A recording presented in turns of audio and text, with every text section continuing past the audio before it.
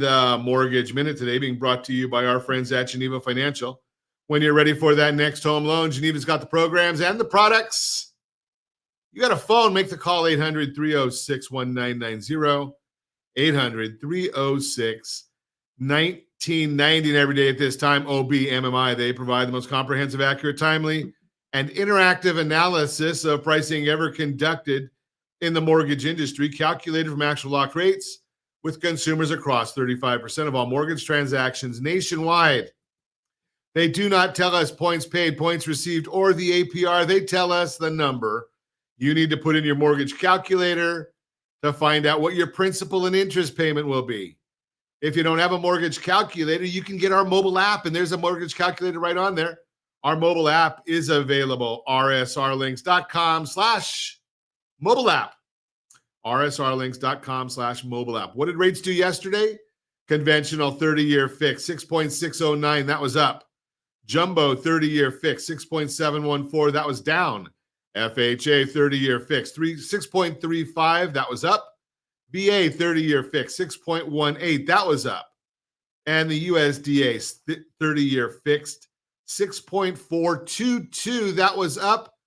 Looks like a lot of them went up yesterday. Let's see. We wonder what they're doing today. We'll find out in just a second. But if you want our thoughts about the market as early as we have the data allowing, rsrlinks.com/market minute, rsrlinks.com/market minute. We will get you that data. What are the markets doing today? Well, we told you the S&P 500 is up 36 points right now as we speak. The 10-year Treasury up 4 basis points to 4.32.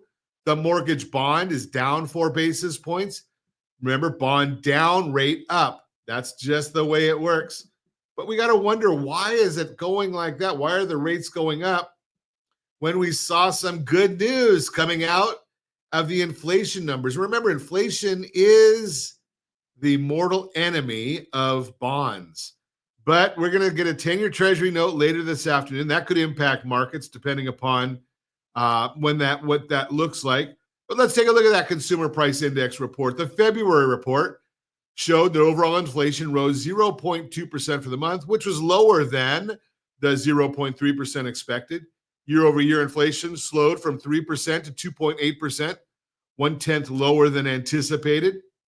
In the previous report for January, energy, food prices caused inflation to move higher in the February readings. However, they were pretty tame. Energy rose 0.2% month over month, which was a little disappointing. Gasoline fell 1%, but counteracting that was a rise of 1.4% in the energy services, which includes electricity. Food also rose 0.2%, with 2/3 of the rise coming from eggs alone. Eggs rose 10% in February and are up almost 60% year over year. Core rate strips out food and energy, increased by 0.2%, also 1/10 lighter than the market estimates year over year. Core CPI moved from 3.3 to 3.1, which was better than estimates of 3.2. Airline fares fell a sharp 4% due to a combination of lower fuel prices and less demand.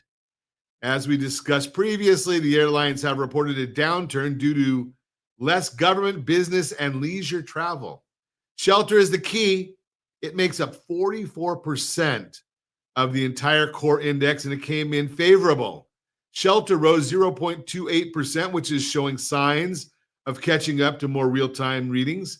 Still on a year-over-year basis, it's up 4.24. While that's an improvement, it's still much, much higher than more reliable and real-time blended rent figures that are around 1.6%, catching up shelter and removing the lag. Core CPI would be 1.95%, right in line with the Fed's target. Truflation also reports inflation on a more real-time basis using millions of data points versus the roughly 80,000 used in the CPI. Truflation is showing that overall inflation is at 1.32%, with shelter being 1.41, also confirming the overstated shelter within CPI. Bottom line, good CPI inflation report. Hopefully bonds can gain a little bit of strength. Mortgage applications, they're just so-so. Additional labor market insights, a Challenger job cut report, showed that in the first 2 months of the year, announced layoffs are 222,000. That is the highest 2 months to begin a year since 2009. Some of those 63,000 were due to Doge cuts, but even removing that, it's much higher than the norm. This could be a sign of further weakness to come in the labor market with the unemployment rate moving higher. GDP estimates, the Atlanta Fed is projecting that Q1 GDP is going to come in at a negative 2.4%. Big reason for the decline is the U.S. importing much more than they are exporting. This is likely happening as companies try to import as much as they can ahead of the tariffs. Normalizing those figures gives you a GDP reading of about 1%, which is still pretty weak. That's the Mortgage Minute, brought to you by our friends at Geneva Financial. When you're ready for that next home loan, Geneva's got the programs and the products. You just need to make the call. 800-306-1990, 800-306-1990.